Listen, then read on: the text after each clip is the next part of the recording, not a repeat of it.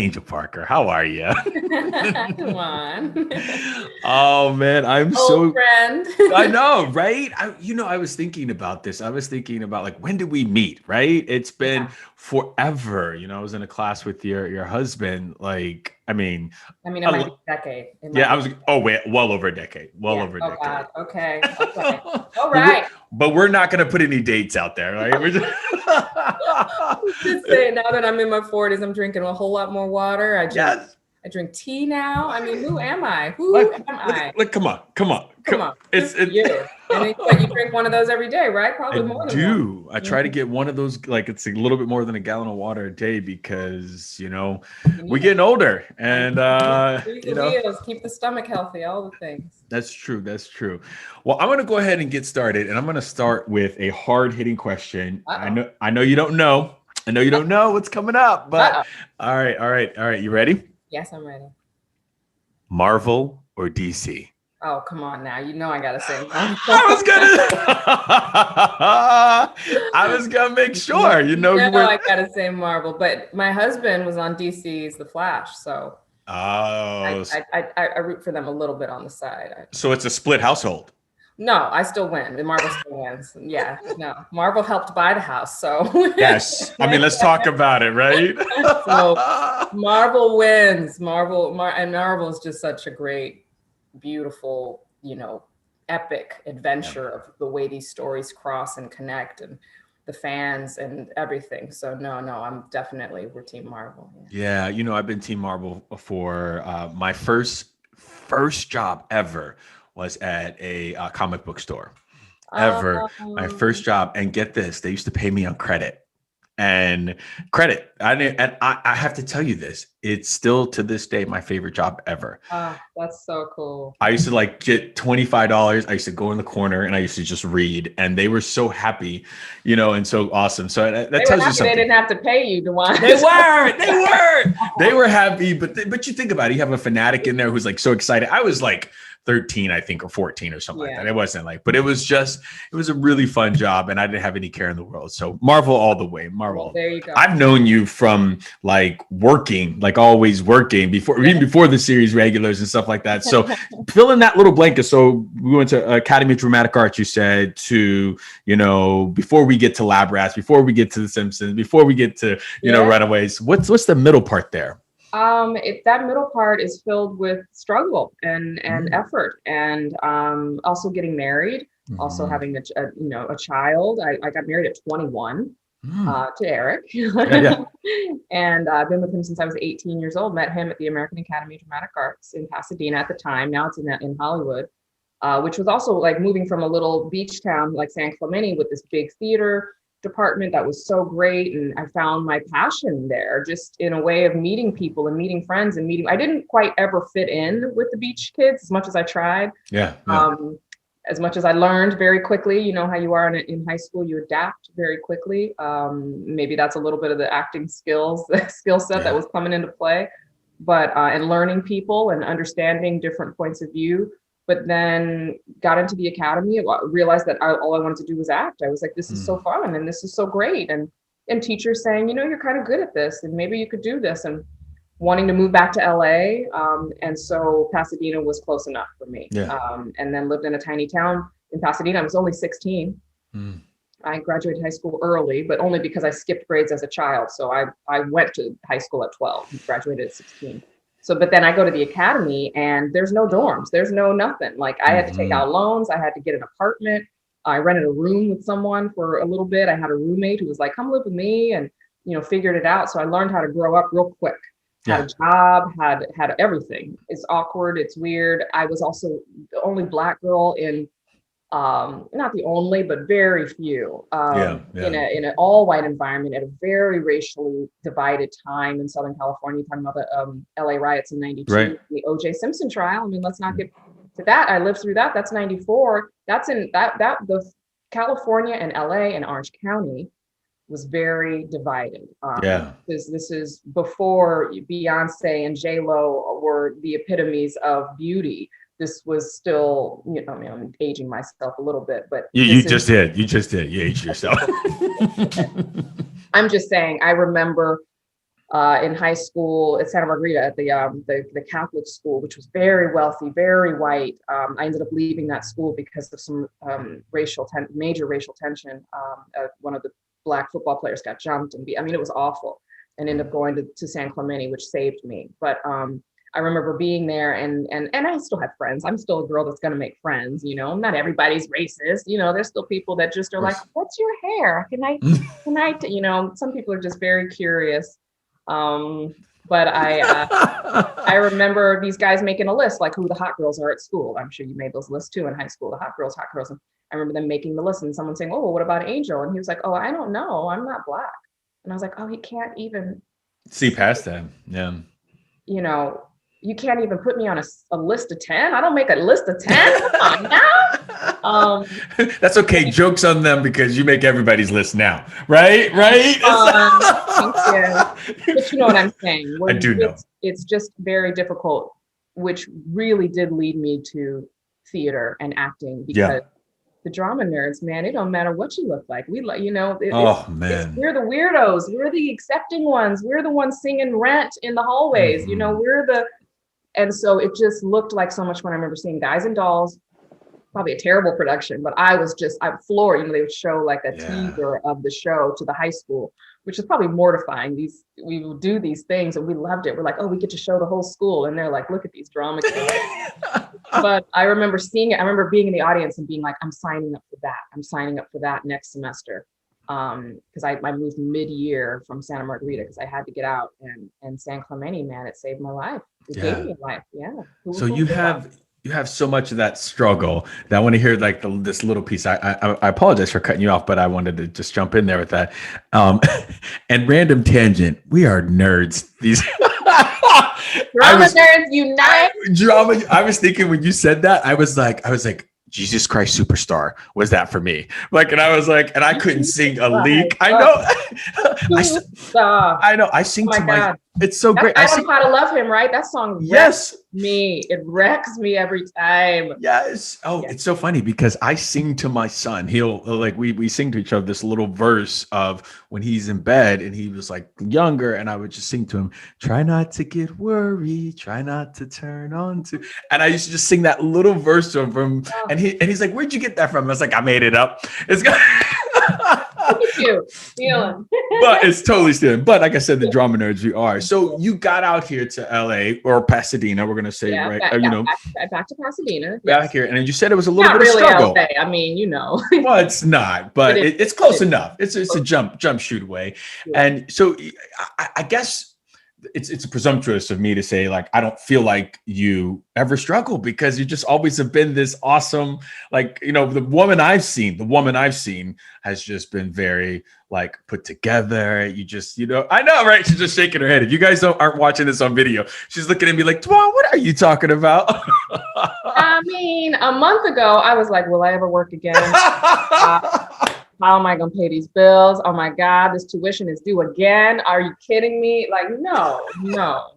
That I don't worry if I'll ever work again. I worry about when that's going to be. Yeah. When is that job coming? But that's a big distinction, by the way. That is a big distinction that we stop worrying about if, but when. That's a good one. I've never heard anybody say that. That's new. That's not. That's in the last few years where I've started to really, my career has grown obviously, but I've started to just come into my own as a woman and just be like, no, this is what I do. I do this professionally. This is my craft. I'm good at it.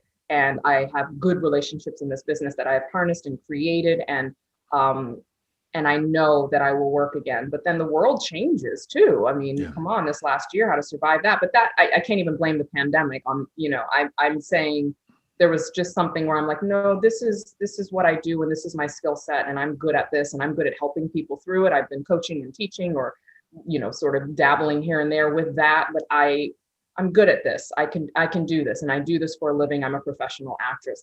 That's come in the last few years. What was that shift? Well, working more, realizing that it always works out, even if it's not on my timetable, or the jobs that I don't get that wreck me, that I'm like, why wasn't it me? It should have been me. And then time shows me or teaches me why it wasn't me, because then I wouldn't have done this job. I wouldn't have done that job. I wouldn't have done this job. I wouldn't have been available for this. I wouldn't have been, I mean, even one, I was pinned for a show recently over the holiday, Be Positive, one of the new Chuck Lorre show, to do a fun role of like a reporter doing this fun, cool thing. And I killed that audition. It was great. And I got pinned for it. But then it would have wrecked the holidays, like something with the quarantine and not a quarantine, but testing in the holidays. And I was like, this has been a long, hard year for my kids. And great, I'm glad I didn't get that job, because I got like a beautiful Christmas and I didn't have to worry about coming back, so I can see that more clearly now. I'm also very good at budgeting, very good at saving, very good at unemployment and filling that out real quick. All those things. When I'm unemployed, I file unemployment because I need to. And so I'm just better at this life.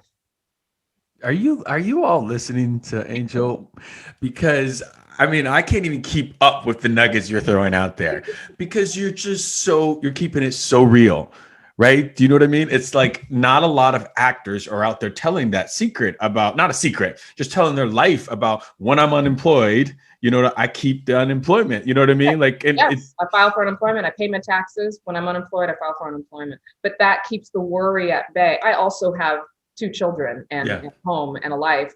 And and the stress that comes into your world with an audition or with being unemployed is vast. I mean, so many people are losing their jobs now. Now they understand. Like, we go on job interviews daily. Mm-hmm. These auditions are big and they are serious, and they are an opportunity also to show your work, to dive into something, to research, to do all the nerd stuff.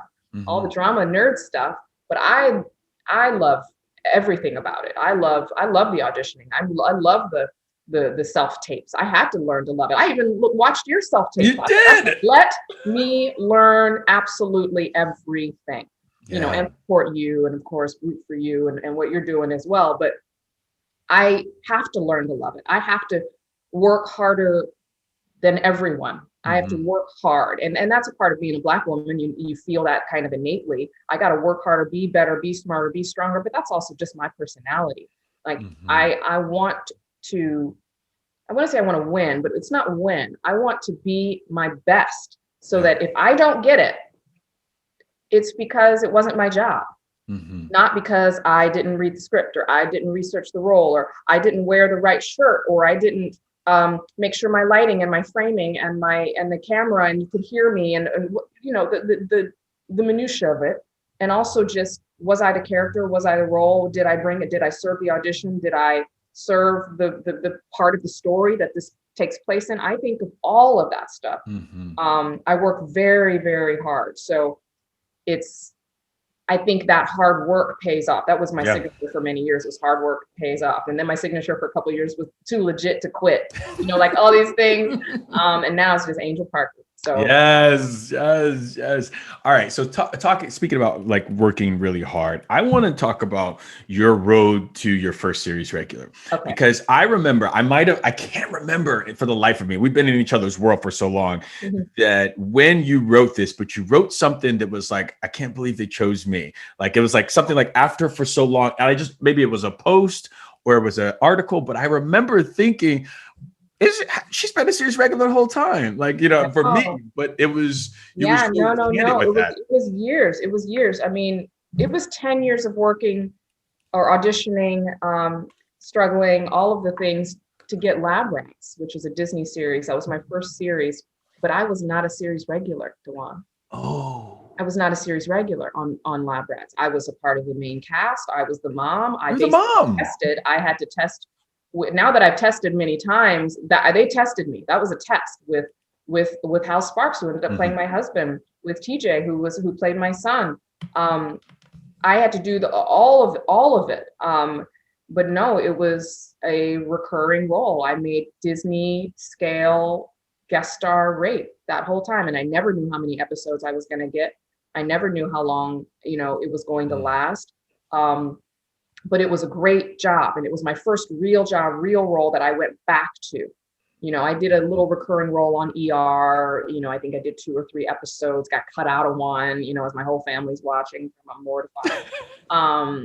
Someone died. I remember that. I remember everyone watching because I finally got ER, and someone died in the show, part of ER, like a producer or a writer, or someone died.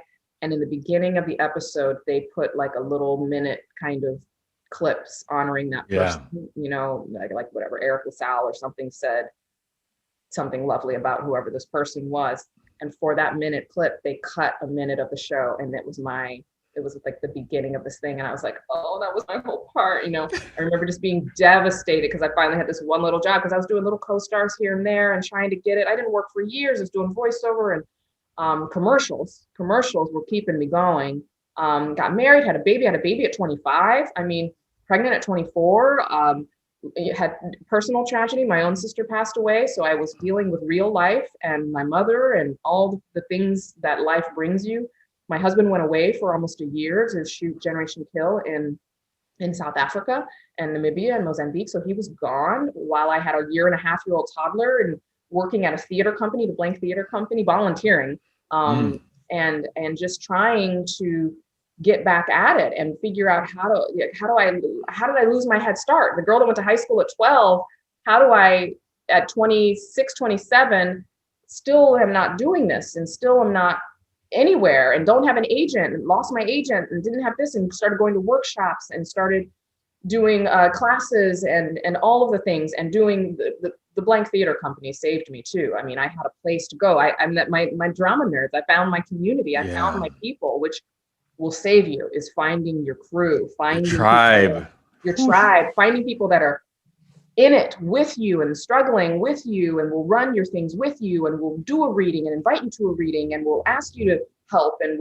I've swept the stages, I've produced plays, I've filled in last minute, I've done, full productions of theater. I did the Young Playwrights Festival every single year. And so then I'm going and get cut out of the ER because someone dies. Like, it's just like, I can't get ahead. Yeah. And still working. I was working as a bookkeeper, still at a job. I was a terrible waitress. I was a terrible hostess. I did that for a little bit on Sunset.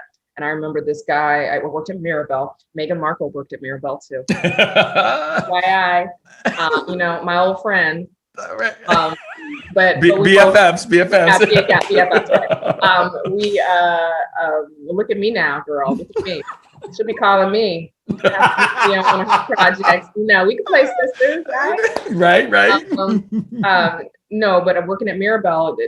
Late night hours, hostessing, and I met some cool people there though. Dr. Dre used to come in and sit at the bar, and Quentin Tarantino would come in and sit at the bar, and I would sit and talk with them. They would talk to me about everything. So that was actually a very good experience until I would have to take people's keys at the end of the night because they were drinking. Not those guys; those were brunch kind of guys on Sunday brunch. But the late night people that were just 2 a.m, and I got to take their keys. And I remember a man, I will never forget him. I had to grab his keys, basically a wrestling match from ballet, and he then threw up all over the floor, all over my feet because I'm in open toe shoes. And I was done with my waiting and restaurant career in that moment. And I was like, and I need to figure something else out. Let's figure it out. And ended up doing bookkeeping, which is why I'm also very good at budgeting. I'm QuickBooks queen and know how to make money last and know how to pay one bill and not pay another and put this one on payments and how to do it all, not put anything on credit unless you absolutely have to, and pay that down first and keep your monthly nut low. Mm-hmm. So if I'm going to tell any actors any real advice, keep your bills small, keep your rent small, keep your car payment small, keep all your things that you have to have small. Tip. So that when you do get those big checks, you pay things down and you always have money. I still think in how many months of budget do I have? Right. I still think that way. Right. And now I'm like, oh, I've got 5-6 months of budget. Let's not count the pandemic. I'm like, oh, I got 6 months of budget, or that job, oh, that's 2 months of budget. You know what I mean? Things like that, where I know where I am. And then I'm down to, hey, I don't have next month's budget. What am I going to do? How are we going to figure this out? And it always works out. Oh, I lost my train of thought. You're killing it. You're killing it. I'm so in awe of all of it. First of all, we were at the top of this. We were talking about you and you Lab did rats. yep. And I was gonna Yes. say the recurring on Yes. there, which Yes. I my mind is blown, Yes. that I it was not a wasn't. regular. Yes, I was not a regular. I'll tell you. I was just going to add to that. Justina came on the podcast, and she was telling me how she wasn't. I knew her then, but when she was doing 6 Feet Under, wasn't a series regular at that time either. And I was just like, because we talked about me being on Bosch, and I was on for 7 seasons and not a series regular. But it's like one of those things that they keep you at, right? And they're top of show recurring. But that's the business, and That's that is their line items, and that is how they make their budget shows. I mean, until you've produced, you don't understand. Right. And there's times that you can push and force things. So there was a moment when I could have, I'm not saying that it would have worked, but when I could have pushed to make them make me a regular for Lab Rats, I don't know if it would have worked. But right in the beginning, we did the pilot. I do this thing. I'm actually going through health things and trying to have a baby and a second baby. And it was just not working out and having some devastating times. And remember doing the pilot and being like, wow, the pilot got me through this moment in my personal life. And instead of this moment in my personal life wrecking the pilot, like I remember having that shift in my brain, like what a gift. And just starting to look at these jobs as gifts, as opposed to, well, I'm not this and I'm not that. And God, I'm doing the work of a regular and I'm doing this thing. So my husband and I go to England for a wedding and come back and I don't know, but I'm pregnant with Naomi. And we get into the airport coming back. I think we're in the Michigan, like Detroit or something for the layover. And on the layover, my phone starts working again because I'm not neat. This is before, phones worked in other countries or SIM cards or whatever. I didn't know. But anyway, I get back and I get the call that Lab Rats got picked up to series. And I'm just like, oh my God. And they still called me. They still treated me in the way that now that I've been a series regular, they still treated me in the way that I was a series regular. I just didn't have the paycheck and the credit of, you know what I mean? So there's a difference. And I want people to understand that difference, because it's all about how you're treated and it's all about your work. Now, yes, you have to fight for value. Yes, you have to move forward in your career, all of that, but you also have to accept the treatment and enjoy the job. Yeah. So I get back, we do that, and a few weeks go by, and of course, we find out that we're pregnant. We're going to wait a while to tell people, but then the pilot gets pushed. We have to redo some scenes in the pilot, change a few things, and now I'm not looking the way that I looked, earlier. And so I'm like, oh gosh, I've got to tell them. I decide not to tell them. But I also decide at that moment, not to push for regular because I didn't feel like I could do that. I wasn't ready to tell them because I wasn't 13 weeks. I wasn't far enough and we'd had struggles. So I wasn't going to share this part of my personal life until I needed to. And I remember saying, God, I wonder if I could push now for regular, but I couldn't do that with good conscience and know that I was hiding this other thing. It just didn't feel right in my body, in my system. And then we redo the pilot, and then a few months go by, and we're about to, I think we're on episode 4 or 5. And at this point, I do need to tell them, and I need to tell my manager, and and this was my first break. Like I haven't had a part like this ever. Like somebody died on your ER on ER. I mean, I have a first and last name. Like I'm not girl number 4. I'm not crowd member number 2. I'm not Anna, the receptionist. I am Tasha Davenport. I'm a part of the family. I have publicity. I have press. They are treating me like a regular. I mean, like they are my family. I got flowers. I got gifts. I got all the things. Yes, my paycheck, and I didn't have the credit, but I had a job that I kept going back to and that was rooting for me. And when I finally told them, I was terrified to tell them that I was pregnant, just in tears in their office, like, I have to tell you something. I told, Chris and Brian, the creators of the show, and they're just like, oh, thank God.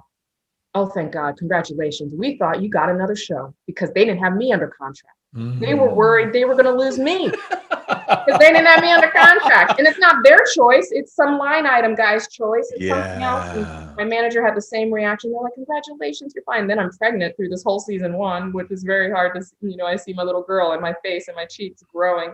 But then I did more episodes that season, and it ended up going for 5 seasons, but I never was bumped up to series regular. And that's okay. It's like you with Bosch. but still, what a great experience, what a great show, what great footage, what great tape, what great, just you also have the feeling of a series regular without the pressure. And it was an opportunity for growth. But now from there, that was I got that when I was 30, and I remember at my 30th birthday party just being devastated that I wasn't at the place that I wanted to be before I booked LaBrea. So just being like, God, I thought by 30, like what happened to my head start? What happened to my life? Like I thought I was, successful or going to be successful. And I was like, I'm going to go back to school, like become a CPA or something. Just wait, like, you're going to quit? Yeah, before LaBrea, I was going to quit. So I'm almost 30 and I've got a child. I don't have a second child yet. We're struggling with that. We're struggling. We're managing an apartment building that we live in so that we have free rent, which is a good job until it's not a good job. But just making it. I just remember my husband throwing me this very beautiful birthday party and just inside being like, God, I thought I'd be, you have these markers and also 30 is so young. And like, I'd kill to be 30 again. Like, are you kidding me? But like, and I just remember being like, God, I thought I'd be more successful by now. I thought I'd have these things that I wanted by now. And just my heart just aching for that. And then in my 30th year, I'm still 30. I booked LaBrea. Like I said, I'm an October baby. I think I booked LaBrea that next pilot season, which was February, like I still sort of hit my marks, which is just one of the things that showed me that it will be okay. Remember I said, life keeps showing me that it will work out. It will be okay. So that was one. And then after LaBrea, then it was like, well, how are you going to transition? And, these people talking. All the time. People in class, the hater nation. Well, how are you going to transition out of Disney into blah, blah, blah, blah, and you can't do this. And I was like, well, I'm just going to keep auditioning for the roles that that I get. And my manager's helping me get a little better agent here and there and, trying. And I mean, I've had so many agents and the agency would close and the agency was stealing money and they moved to an agency and wouldn't take me. And like, I've had every agency story. And then slowly just doing my thing, doing my auditions. And then I have an audition for The People versus O.J. Simpson with the casting directors that I worked with at the Blank Theater Company for years, doing Black Box Theater, doing the Young Playwrights Festival. And I get this audition for The People versus O.J. One scene, real person. I know more about the O.J. Simpson trial just from living through it. I was going to say. Yes. Yeah. And also, so I knew it, but then just the research, I think I had 2 days, maybe a day to learn. And I just dive in and just research to play this real woman, Sean Chapman, Holly now. But I didn't even know that I booked that for 2-3 months. I forgot. I remember being at 200 South LaBrea at a commercial audition because I still was doing commercials, still doing voiceover, still hustling, and working and enjoying it. I still do commercials. I mean, no shame in my game. Oh, I saw you. The one where you were singing. There was a one just recently where somebody's on the. Are you on the couch? Oh yeah, that's Geico. That's a Geico. I was gonna say. Yeah, I see you. Yeah, still doing it. That's with Adina Menzel, and yes. shot that in my house because that was just a couple months into pandemic. That was in my living room. We had to shoot it ourselves. Honestly, I sat down in the chair before we had to do it because we had to set it all up. They dropped everything off on our front porch. My husband had to set it all up, like legit camera stuff, setting it up. My son's in finals for the first time freshman year in our house. I mean, it was a time, that early pandemic in like May or it was finals. So maybe late May, early June. And so I remember sitting down in that chair, looking at tape. I never met Adina Menzel, looking at a piece of tape with the people on Zoom. We don't even know anything about a Zoom and trying to do all this. And I remember sitting there being like, and now I have to do my own hair and makeup, do the whole thing. And I'm like, now I have to act like and this is after all of the work that I've done. This is the last, Yeah. We're going to come back to that because what I heard there and what a lot of actors like fight me on, especially in my self-tapes course, when I'm like, you have to look at a piece of tape sometimes. So when you're virtually, they're like, I don't want to virtually listen to a voice or something like that. I'm like, I promise you, half the time when I'm on set, I'm not looking at somebody. You know what I mean? And so like when you just said I was looking at that little piece of tape, we're going to come back to that. So you were struggling. You were in class, not struggling. It was afterwards. They were talking about Disney. We had some hateration going on. So I'm in 200 South LaBrea. I get a call saying I booked the job, and I was like, oh my God. What job? What job? Because I have no idea. And I think I don't know what I thought it was, but I thought it was something not OJ. Because that just seemed too big to get. and Ryan Murphy was already Ryan Murphy. And when they said, no, the People versus O.J. Simpson, American Crime Story. And I was like, oh, I have a picture. Like and I remember being at 200 South on those like carpet benches or whatever they have there. And with my husband, he was there with me for some reason. You know, sometimes that's our dates. He'll drive me to my auditions or something when the kids were in school. We would, we do these things. He's like, oh, I'll drive you. I'll come hang out with you today. Or vice versa. I would drive him to his and we'd hang out or run lines or whatever it would be. But he happened to be with me that day. So it was great. And I remember being like, oh, like just a guttural. And I remember this old Black woman sitting there auditioning for something in a waiting room. And she just looks at me. She goes, that sounds like a booking. Yes. So then being able to do that role, and a small part, guest star, tiny thing, didn't know how much it was. They wouldn't give me the scripts. They wouldn't, and nothing. I would get my little pages, red pages. So you couldn't, make copies of them because it was, very, very secretive and all of that. And just a small part in a big project, and got to sit there and got to learn and watch and grow and become friends with these people that you not idolized. I never really idolized anyone, but just these working actors that I knew who they were, and sitting next to them for months and becoming friends with these people. And everyone was at the top of their game. Everyone was working very hard. I mean, Sarah Paulson was so focused, and Sterling Brown so focused and make mistakes. And like, I'm going to take that back and run their lines. And God, was that good? And things like that, where you're like, oh, it's the same. It's the same. It's just on a bigger scale. So I got to have a small part in a big project and observe that and learn and gain some real confidence. Some real like, oh, I can do this. I think I can. Did you get any tips from anybody? Like, I mean, it seems like you just watched them. I know this is another tangent, but like I see it and I got to take it. Like, you work with some of these big people. Like, I mean, like Sterling's like won every award out there, right? Sarah too. Just Sterling. Right. To see, and you're like, it's just Sterling. We're like, what? And somebody said the other day, I was like, he's like, DaJuan, are you vulnerable? Can you cry? And I was like, I can cry. I'm cute. And somebody piped in, yeah, you and Sterling, y'all can always cry.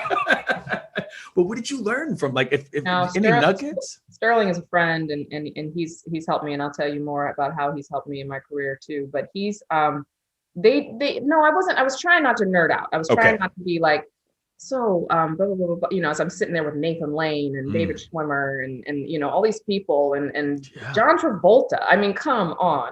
And me and Dale Godboldo, we were the lawyers on the dream team. We're the only ones that are not famous. We're the only ones that are above the line of then. And honestly, above the line, meaning the line on the thing, on the call sheet, but also the line in the courtroom. Like we were in front of the courtroom, not in the galley, like not behind the thing. Like we were in the front, same seats every day. Everyone was on top of their game.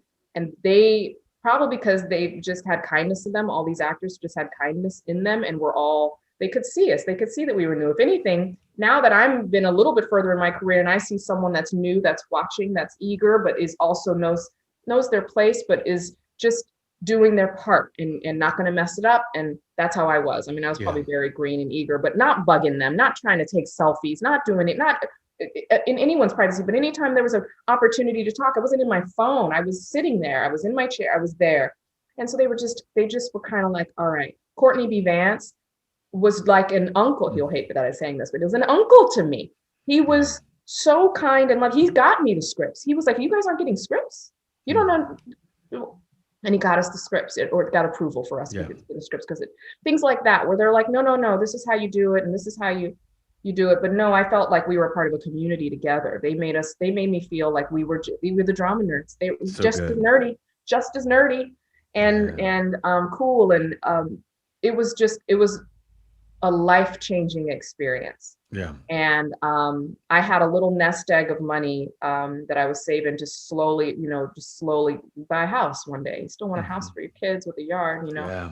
And I think I'd gotten it up to like 10 grand, which was such a big amount of money for me, saving, $100, $200 a month for however long, $10,000 or something. And I remember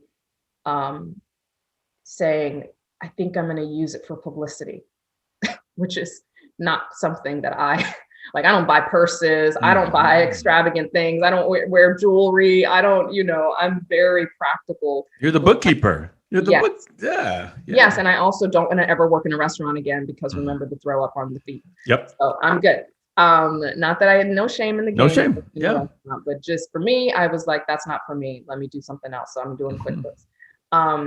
Oh, and yeah, never became a CPA. Never went back to school to become a CPA. Right. I still might. You still might. It's still there. You know what I mean? I'm not going to lose that house that I finally bought. But no, I remember getting saying, I think I'm going to take that 10 grand and use it on publicity because publicity is expensive. People don't understand that. So it's not all of the 10 grand, but it is expensive. Like when I went to the Emmys for People versus OJ, I bought my own ticket. And I wasn't given a ticket. And those tickets are not cheap. Yep. Those tickets are like $750 or something. And I bought it and for my husband. And I bought a ticket for the governor's ball and for my husband because I needed him there. And his only job was to push, if we won, to push me and make sure I go up on that stage because Ryan Murphy said that we could. Ryan Murphy said, if we win, we all go up there. We all go up there. So I had permission to go. But I knew I would chicken out. And a couple people that were there that were in the cast, I will not say, but that were kind of my level, did not go up on that stage. And I know they regret it. I know they do.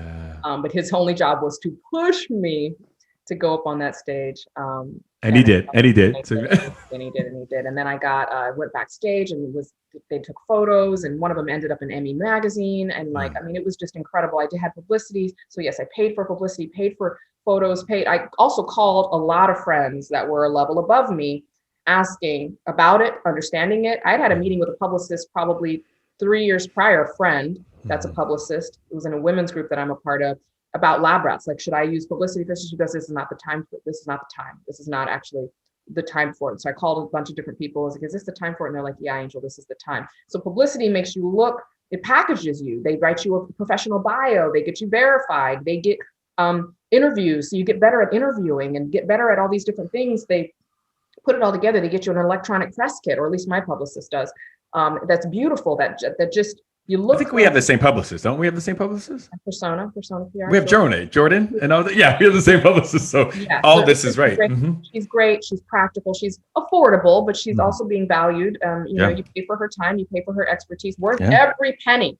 Every single penny. Still bought a house. Oh, did you? But not with that 10 grand. That 10 grand was spent. I spent that on hair and makeup. I spent that on publicity shots. I spent that on Emmy tickets. I spent that money. And you talk about leap of faith, and then you get to the fall, you get past the Emmys and all of that. And just the wonderful season was finally over. I got to go to all the parties. I got to go be there and hang out and see what that world was like, go to the night before party and all these things. And because it's OJ and they're not going to get interviews with John Travolta there, but they'll take an interview with me. Yeah. And I also had a lot of experience because I lived through the riots. So I actually had something to talk about in all those interviews, and I got a little bit better at interviewing, except for me just dominating this one and not listening to your questions. But I learned how to do it, and I learned what I wanted to say, and I learned how to say it, or at least how to be authentically me saying it. It may not be perfect, but it's me. It's who I want to share, how I want to share the knowledge that I have and what I've learned.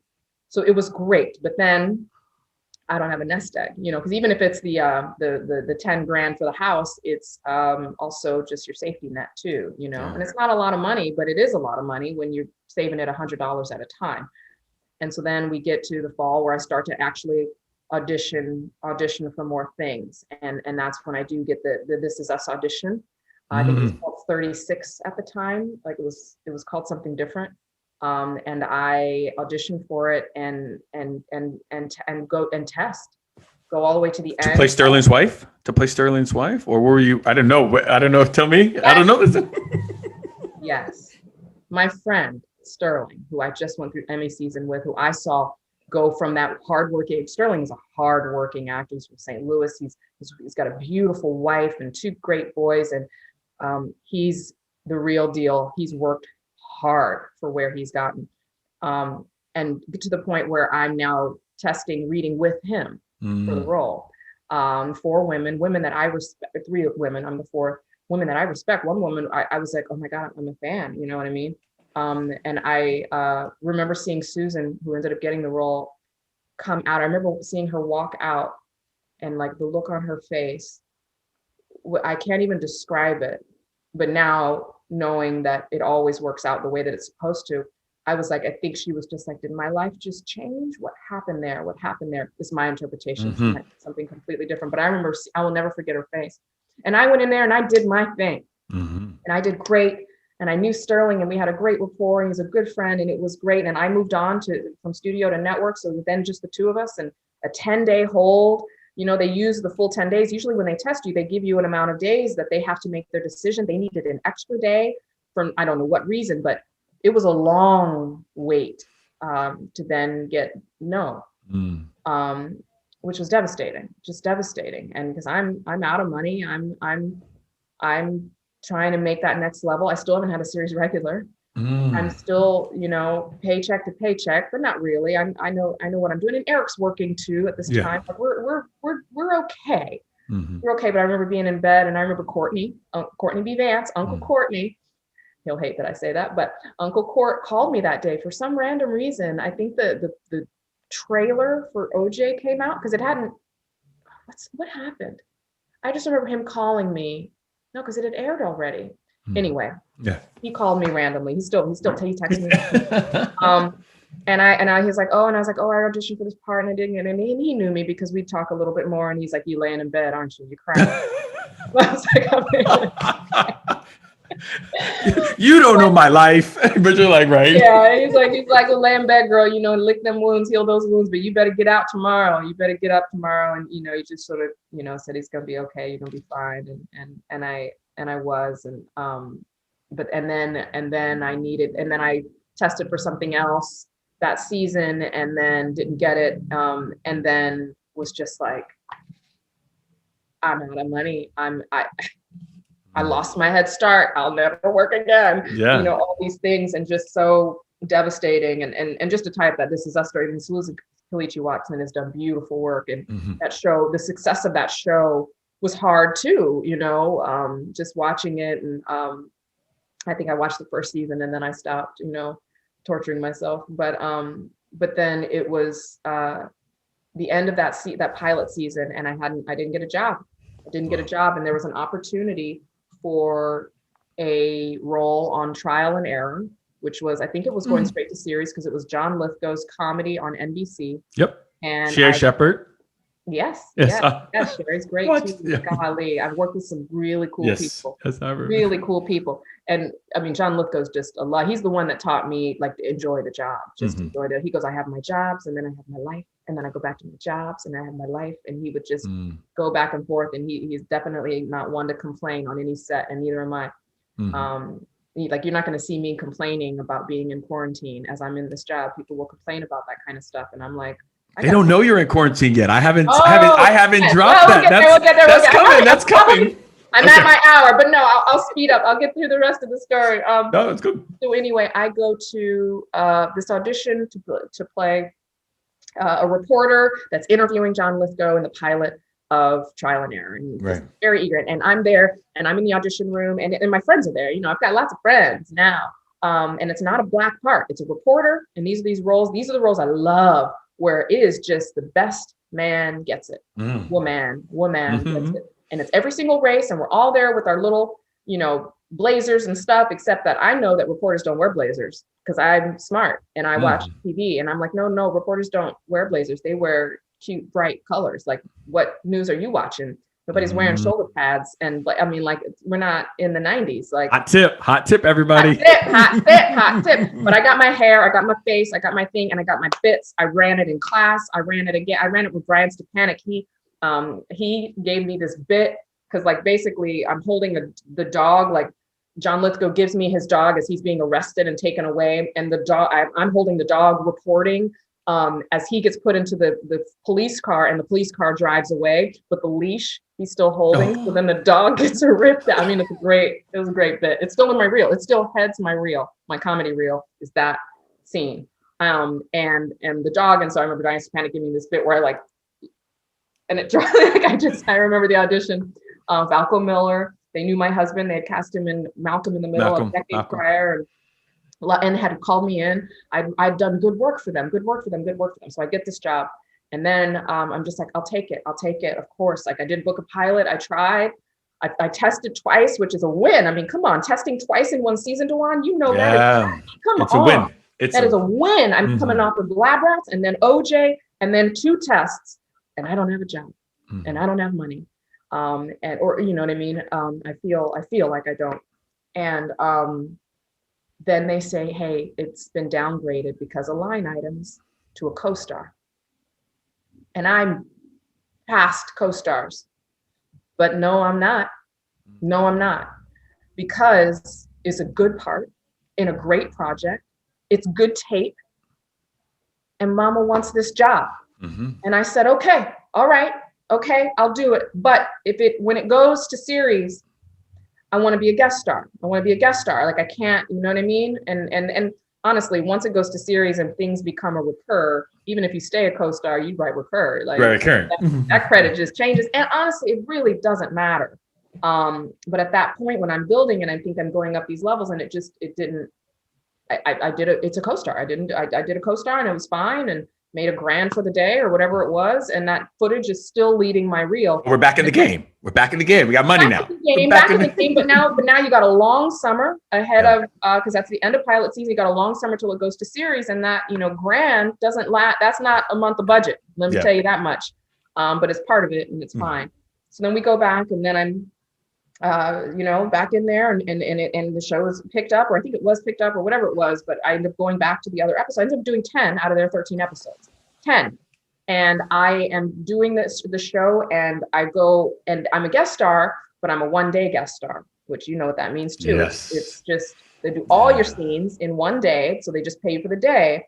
And all this stuff is minutia, and you still don't complain, especially the people on set. It's not those people that are paying you. It's not the job, and you still do your job, you still do your work. And then I remember there was a day, so I'm doing my 1-day guest stars, but it's still a guest star. And at this point now it's a recur. So I don't care. I'm like, it's a recur. It's more just my pocketbook that needs it. And we get to a point and the lead actor's wife goes into premature labor. And everything's fine. They have a beautiful child, but he has to leave. And you can't he's the lead actor. You can't, Nick is his name. You can't do the show without him. And so they come to me and they're like, hey, so Angel, hey, because I'm the reporter, I can do all my scenes at the desk. I do them all. They're like, hey, so we're thinking to save the day, and maybe we'll buy you lunch and you can learn next episode's reporting, which is just monologues direct to camera. And I am slow to learn lines. I have a whole process, but it takes me some time because I have to know it. So it takes me some time. So I was like, I'm sorry, what? Learn the next step, do all of the things that I had to do today, all in 1 day. Long monologues, direct to camera by yourself. And then I was like, okay, well, thanks for buying me lunch. Okay. And I remember saying yes and calling Joel and being like, oh, this is my chance, and feeling that it was right. It was okay. And I said, okay, but I want to be a full guest star. I want top of show guest star. And so that's what I said.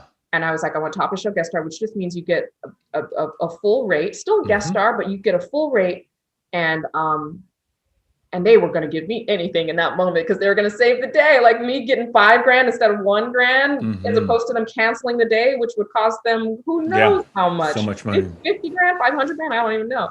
But anything. And once you get to a certain level, you can't go back down. And I knew that enough.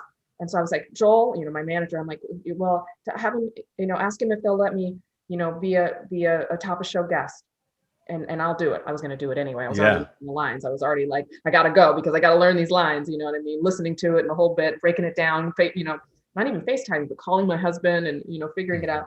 And then they did that. And I just remember feeling so valued and so, loved and supported, and also like, okay, I can do this. Don't mess up, but I can do this.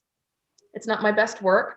It's not on the reel. Still that co-star is on the reel, but got through it, saved the day. And then, of course, Nick calling me later and, a couple of days later and just thanking me from his heart for covering it. He goes, when they said that Angel's just going to do her reporting and cover the day, he goes, all of a sudden I didn't worry about work and I could focus on my wife and my first baby being born, and just sent me just the most lovely, the human aspect of just working together, the tribe aspect of taking on and saving the day, had to, so anyway, I do that. And then all of a sudden I get an audition for The Strain. I'm still auditioning because I'm still trying to get another job. I'm still trying to get that regular.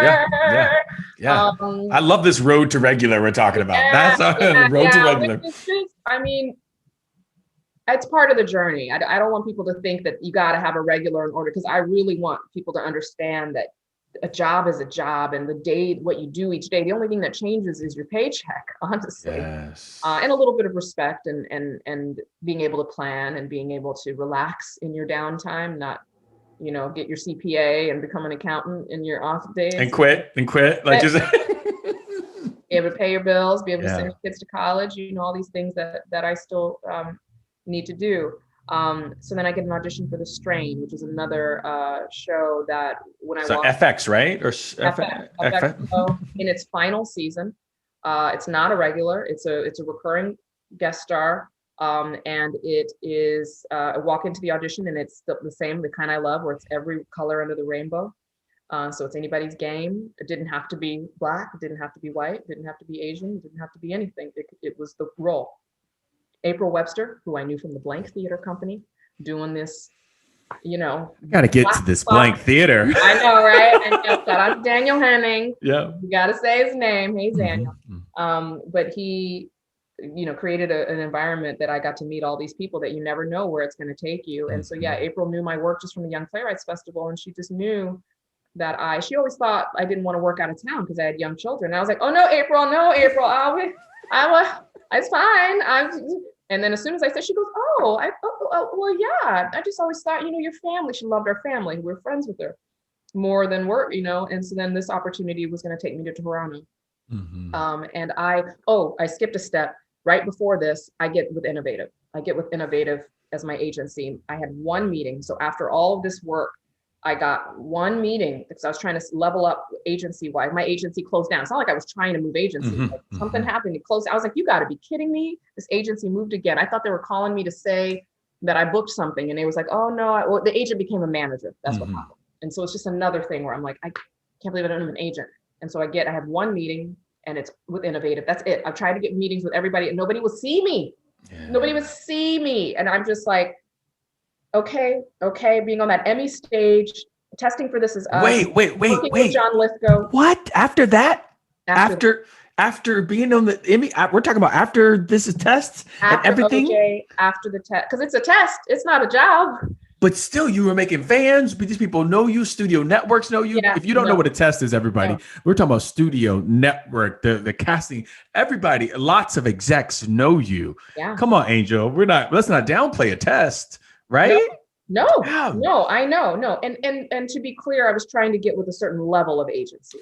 Okay. So I didn't want to make a lateral move. I wanted to move up. So I could have gotten a lateral move, and honestly, my buddy Joel King at Pakula King was like, come over here, girl. It's my husband's agency. And he was like, no, come on. I'll take care of you. And for many reasons that I was just like, no, let Eric have, let's separate it. But I did have people that loved me and supported me. I wasn't going to end up with no agent. And so I knew that, but I wanted my own thing, and I wanted to level up, and I wanted, and it had one meeting. And that's when I called Sterling Brown. I was like, you owe me a favor, buddy. Do you remember This Is Us? No. He's lovely. He's lovely, and he's a friend. I mean, I called a lot of friends. I called their whole roster, and I never asked for a favor. I've never asked for anything from anybody. If anything, I'm giving. And so I called all their clients that I knew, and then I knew a lot of them. So I also and respected their clients, and so I knew that they were good people, and that it was a fit. It wasn't too big. But it was big enough. It was exactly where I wanted to be. Had one meeting, and called all my favors in. Just wanted them to get inundated with emails saying, hire this girl, sign this. Angel. And every single person, they're like, yeah, girl, yep. And that's a big ask too. Like, hey, can you help me get with your agency? That's not when people ask me, that's a hard ask. You can't. Agreed. You can't give that out to anyone. And just so people know, that's a big ask. You can't just ask anybody, hey, get me with your agency. That's a relationship that they've developed, and you never know where it is. But anyway, I called in all those favors, and they all hooked me up. And then David Letterman, who's now my agent at Innovative, was like, girl, we already knew we were gonna like blowing up our emails and so I got there, get trial and error, get them to bump me up to a full guest star, save the day, all the things, and then audition for The Strain, which is this great part. Right.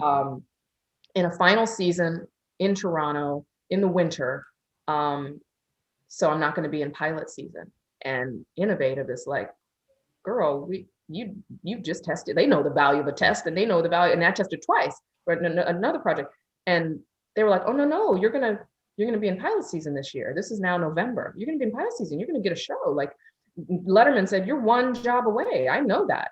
He's such faith in me. He's so great. They had incredible faith in me. And then in this job, and I just had this feeling that it was going to go my way because the audition was good, and I'd worked really hard. This woman loses everything, loses her child, and it's vampires. It's the end of the world, but those end of the world, kind of like Walking Dead. Like it's really good material at times. And working with Corey Stoll, who's another wonderful actor, and also kind of get out of Dodge. Like I needed a break. I needed a break from that hustle.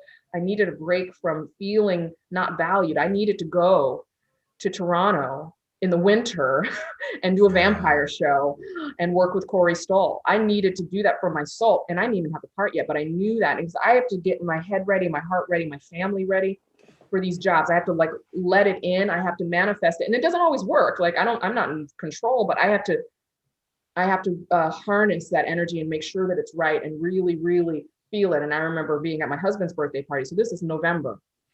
And my good friend, Kari Payton, who's on The Walking Dead, said, I'm telling all this thing. My heart's still broken from these jobs I don't get. And I was like, well, I auditioned for April. I knew him as I met Kari at the Blank Theater. And I knew April. And I was like, oh, I read for April. And it was really good. And I think I was pinned or something. Like I knew that they were making their decision and it was close. And he was like, tell me about the part. And he's a Black man. Tell me. He plays King Ezekiel on The Walking Dead. Love him. Yeah, he's a great guy. And he said, tell me about the part. And he had already had that break after all his struggles, and so I told him about the part on the strain, and he's like, go do that part, bro. Go do that part. He goes, pilot seasons every year. He goes, will they let you do the part? And I was like, well, they're going to, charge, but like, how do you talk to Innovative? And then he said, tell them or ask them. He goes, write an email. Make sure that they get you enough money because it's 6 episodes. That is a pilot fee. Make it equal a pilot fee. Put it in those terms. And I was like, oh, I never even thought of that. Because all the agency wants is to make money. I mean, they're a business, you know what I mean? And then I was like, and I remember on a Sunday writing this thing and editing it and make, my heart, and just so that they understood. And it was more for me than for them. Yeah. I mean, looking back, but it was like, I have a good feeling about this part, and should this part come my way, I'd like to do it. And here's why. So it was the role a little bit, I edited and, delete, but wrote out the role, what it would be. And then I was like, and then could we perhaps, because it's still a guest star, still a recurring guest star, $5,000 an episode or whatever the SAG minimum is.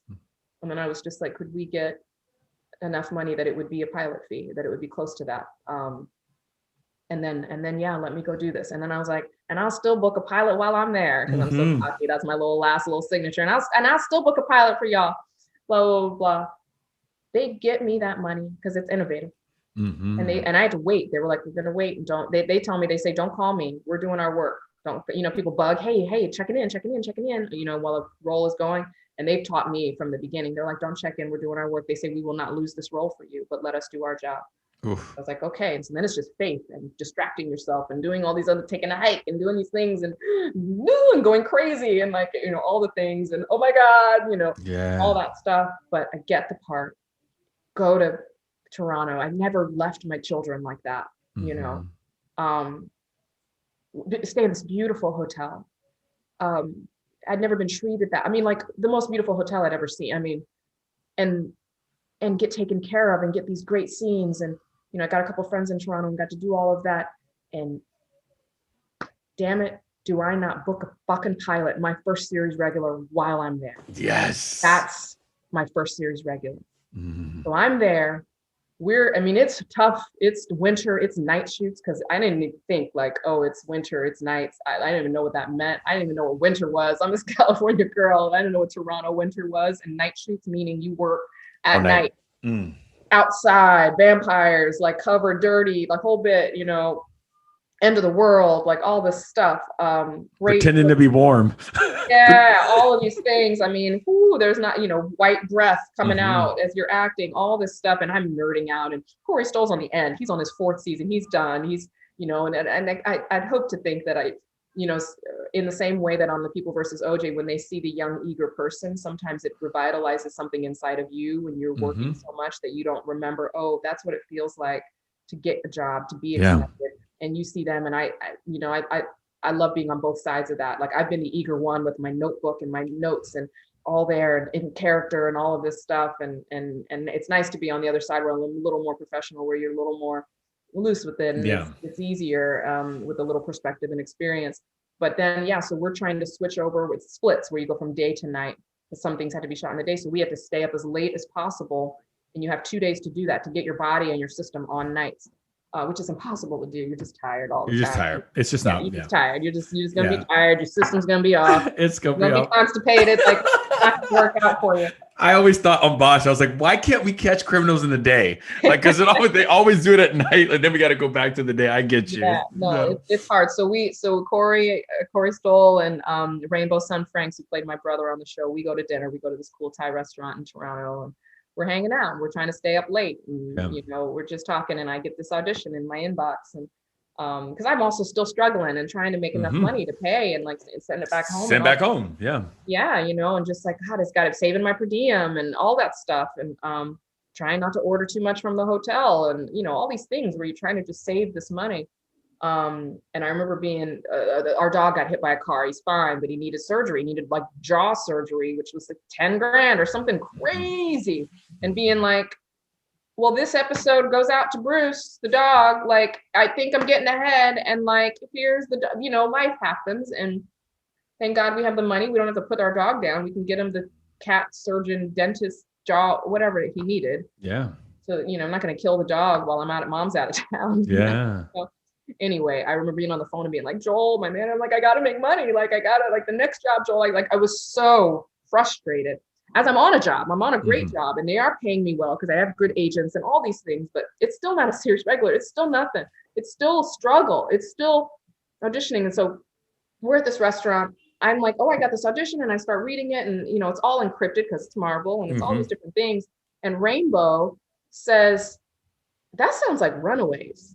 And I was like, what's Runaways? He goes, that's not, because it was called something else. It was called, the character name was different. He goes, no, that sounds like Runaways. He knew it. He knew the show. He goes, oh, no. That's a good show. That's a good show.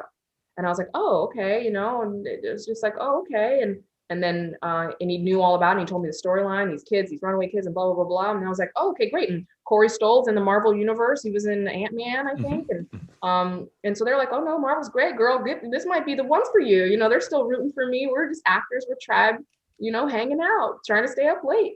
And then I start nerding out and, go home, we all go home and try to stay up, and I'm nerding out and I'm going over the thing, and then I can't sleep, which is good.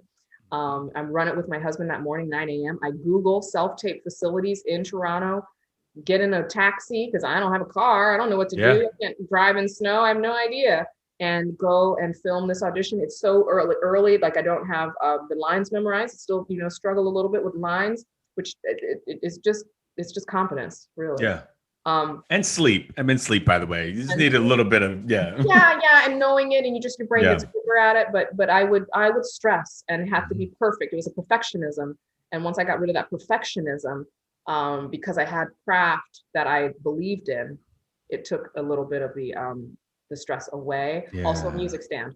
So I had a music stand flat, and I'm looking, and I'm like putting this serum together, this like truth serum that I'm about to inject, the character I'm about to inject into my child or whatever, wipe their brain or something. But really I'm looking down at my lines that are on this music stand flat. So send that tape in, go back to work, night shoots, the whole bit. And I'm testing for that pilot, and I cannot believe it. And I was like, I told y'all I would look at it. But then I still have to fly back to LA to test for this pilot. And it was like luckily on a break and all this stuff. And end up, them wanting to hire me, but I'm in between a couple things. And the strain has me under contract because it's a recurring role that they had to plan. So for the 6 episodes that I was doing and the amount of money that Innovative got for me, I now am contracted, even though it's not a series regular role, and they have first position. So I can't go do the pilot because they have me first position. And so this is just one of those things, one of these like war wound stories where you're like, no, they can say no. And because I'm so great and was friends with the executive producer and who was a director and hanging out and just had a rapport. That's why I say you never know. Like, don't be a dick on set. Don't be an Ever. asshole. Like, just Ever. be the team player. Don't complain about dumb stuff. Don't complain at all. Complain to your friend. Call your husband. Call your friend. Complain to them. And not, don't complain ever. So they just knew I was good people, and they knew it was the end of this show. I wasn't coming back. The show was ending. And the executive producer of The Strain and the executive producer of Runaways, they were friends, and they had worked together, and they moved the schedule for me. Wow. They moved the schedule for me. They were like, no. And I remember like getting him a box of cigars because I knew he liked cigars, and he was just like, oh girl, go get your future, go for it. And so that doesn't have to happen, that doesn't always happen, but that's when life shows you that you're going to be okay. And so that was my first series regular. So maybe whatever post you read or whatever interview I did, and maybe I didn't, I don't know if I said I couldn't believe it was me, but I couldn't believe that it happened. Maybe that is right. Yeah. I don't want to put words in your mouth there, but I remember thinking like, wow, all these other things weren't series regulars, because I've seen your face and you've been working, and it's just beautiful to hear that story come down like that. Yeah. So then Runaways was just the most magical job, and just the girls, the women of the Pride, Annie and everybody, and Ever and Bridget, and Brittany, they're my family. These girls I love, our children, our friends. It was 3 wonderful years of work. But it's funny, the money from, I don't need a lot of money, the money from The Strain, that's actually what bought the house. Let me be clear. That money I was able to save and get a little down payment for a little tiny house in off Pico in LA, So that house, and then with Runaways, we were able to create, to renovate it and create. I was gonna say, I saw on social y'all got a little thing done to the back house. The garage. We bought the crappiest house. Same deal. Keep your expenses low. My mortgage is low. Yeah. Keep your expenses low, and so we just fixed up the worst house on the block, and it's now the best house on the block, and it's all 1,200 square feet. It's a tiny little house, but we love it. And who knew in pandemic, it's got a backyard, it's got a back house that we now changed and put our we do our auditions out there, and then Runaways ends. I'm devastated. They kill my character. I'm like, spoiler, but they kill my character, and I was like, oh my God. I still got paid for the whole season because other actors that were part of the cast, they were like, oh no, we're going to band together. We're going to, I learned a lot too, just from actors that had been ahead of us. They were like, no, this is ending. The show's ending. Let's get as much as we can. We all stayed together. That third season, we all got paid for the whole thing. I got killed up in the beginning, but then because I'm under contract, I couldn't work. I couldn't do anything else. So it's the first time that I had to just sit and wait and be patient. And my bills were paid, so I was okay. But it was different things, and it was confidence. And then what's the next job going to be? And so it's still that struggle. What's it going to be? What's it going to be? But I also, had I gotten This Is Us, which would have been wonderful and life changing, yes, I would not have gotten to work with John Lithgow on Trial and Error. I would not have gotten to work with Corey Stoll and had just that experience of that luxury of moving away for a little bit as a mom who got married at 21 to go live in another city on her own and be able to provide for the family, but also get a little bit of time. And it was incredible. Yeah, it was incredible. And then now it's just rolling. Then I got a pilot last year. We're now back up to modern day. Got a pilot last year called LaBrea. It was a big job, big NBC show. Tested for that. That's my favorite pilot of last year. Yeah. That was my absolute favorite because I'm a sci-fi boy. I love Marvel. I love it. When I read LaBrea, I was like, I want in. And, like you say, when you have different agents, they're like, great, we'll get you in. And, I got in for it. And I just want to say, first of all, congratulations. I know where we're going with this, but I want to hear it because I also got in for LaBrea this season too. So, but tell us. So we're back up to LaBrea now. We're modern day. We're just LaBrea. We are in 2020, baby. February 2020. February 2020. What's coming, y'all? What's coming? Yeah, this great show, this big concept show. Basically, there's a sinkhole, top and bottom. I'm not going to give it away because it's a really good concept. Because we read the script, so they don't know. You're right. You're right. Okay, sorry. But yeah, it's a big sinkhole at the LaBrea Tar Pits. It's an LA story. I love LA stories. Being an LA native, I went there for for LaBrea Tar Pits my whole elementary school. That was a field trip. That's what you did. You go to the park, you learn how to ride your bike and scooter on those paths, and it was a big show, and it was play a smart woman. I always want to play a smart Black woman, the scientist figuring it all out. And it was a great job, and booked it. I tested for Junie and Libby before. I've been testing, I've been auditioning, I've been working. I got recurs here and there. I've got a recur on The Rookie. I've been working. So it's not doing commercials, all the things, and then and book that job and get to come up here to Vancouver and do that job. And my role, I could basically shoot all my scenes in a few days. And so I got to do that. I got to come up here. This is now early March of 2020. And I got to come and stay at the Sutton place. And a girlfriend of mine, Jen Landon, staying there, and another girlfriend, Juliana Gill, staying there. And so we're in the hotel bar, hanging out, living our best life, going to rehearsal because it's a series regular. You rehearse. What a concept. We're rehearsing in a ballroom and at the hotel, and great cast. Ensemble, good people, having the best time. Big budget, like big budget. I was on a green screen the size of a football field, and I am not exaggerating. It was the size of a football field, and it was a green screen. Well, it had to be for the concept. I mean, it really it had to be for the concept.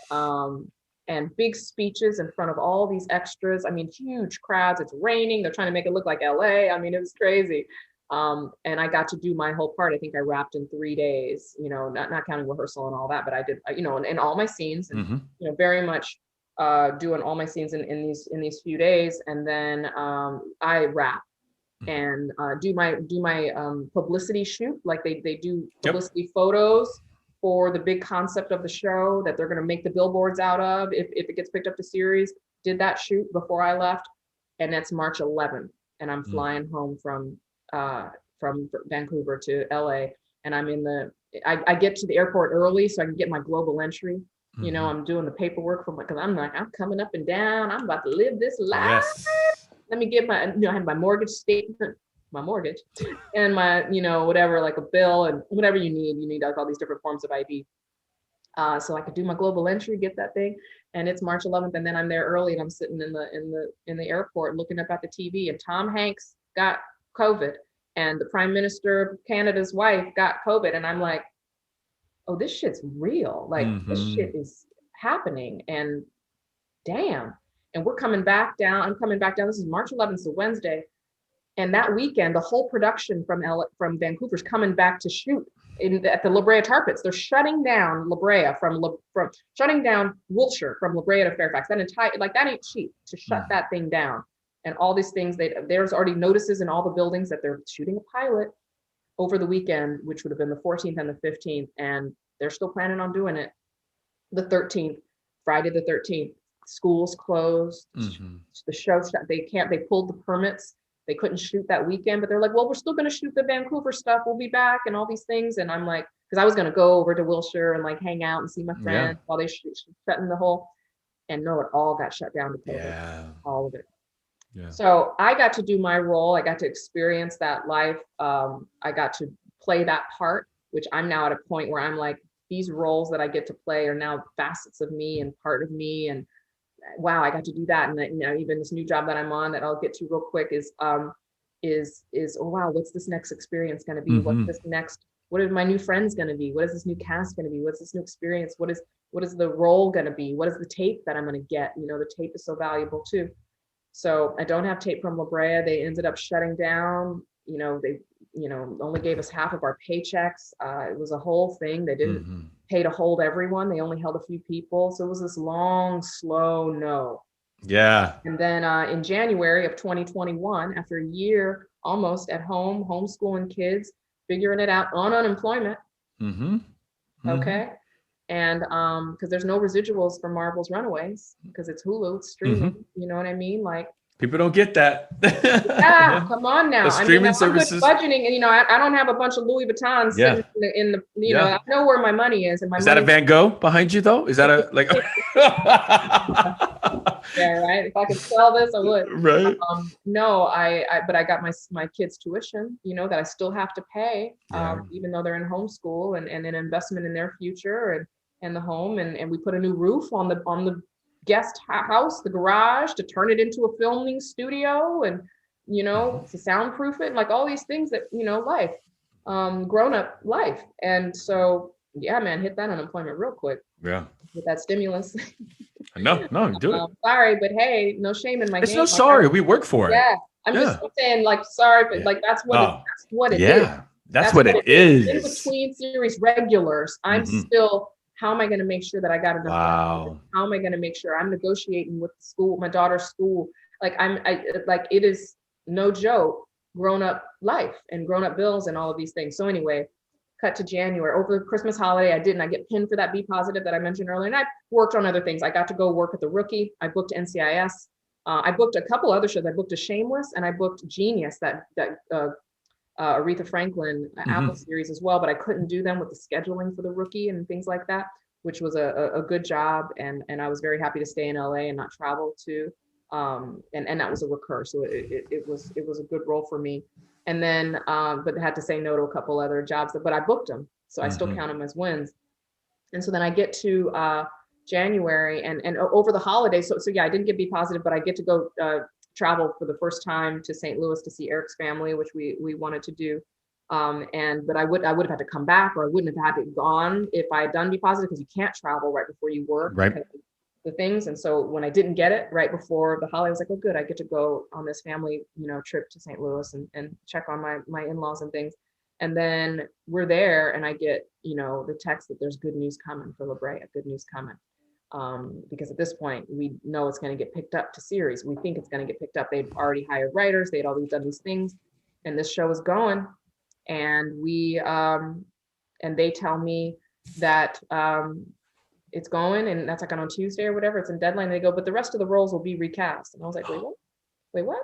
I'm reading, and then my friends are like, are we celebrating? And I was like, no, this sentence in this deadline article troubles me. The rest of the roles will be recast, and this is still Tuesday, and I'm still auditioning in my garage, still doing my things. And by Friday, I get a call that they are downgrading my role from a regular to a recur, and they're making it a local hire because the show's moving to Australia. New Zealand, right? I think it was New Zealand. Yeah, maybe. It was New Zealand, and they moved it to Australia. Wow. Yeah. So I don't have a job. My mama lost her job again. Naomi, my daughter, is always like, they go, it's you. No, not you. So mama doesn't have a job, and I had to do an audition right then that day, and boom, I'm back out there. And then cut to now, same casting as the LaBrea, Junie and Libby, and this role in national parks come up, and it's that's the show that I'm on right now. So that's the end of the story. I booked it. It's another smart woman on TV. I'm an analyst, which is really what I wanted to play in an ensemble. So I do have time off, so because I still have children that I want to be their mother and in their lives. I'm not ready to be the number one on a show yet. I still got a family and a life that I want to be a part of and see and live with. That's going to be hard with this quarantine, but so book that show, tape from my garage with the roof and the painted wall that I had painted 4 times to get the color right and the lighting. Remember, in your class, you're like, make it easy. Make it easy. Got the lights, it's all set, tripod, all the things. I walk in there, it's a creative space. My husband and I, we were like, those are our date nights, all these auditions that we're doing for, now we're helping our friends. They come over because it's a nice space.